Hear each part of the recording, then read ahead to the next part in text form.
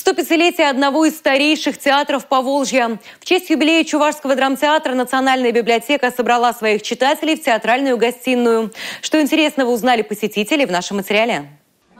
В репертуаре Чувашского драмтеатра лучшие произведения национальной драматургии, русской и мировой классики. Велика роль театра в приумножении культурного наследия чувашского народа. Этот театр занимает особое место в истории всего нашего чувашского народа.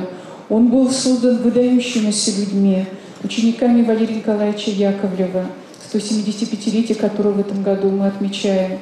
Людьми, которые искренне верили в будущее чувашского народа. Жизнь на сцене и за кулисами. Игра артистов в театре кажется нам легкой и непринужденной. Однако за всей этой прекрасной картиной стоит огромный труд. Чтобы вжиться в роль, они долго и тщательно изучают своих персонажей, читают литературу. Я, когда хожу в театры чувашские, я больше узнаю о республике своей, где я проживаю.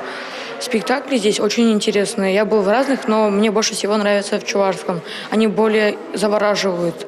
Национальная библиотека организовала встречу с признанными мастерами сцены для своих читателей. Они отметили, что этот вечер запомнится им надолго. Милена Алексеева, Игорь Зверев, Республика.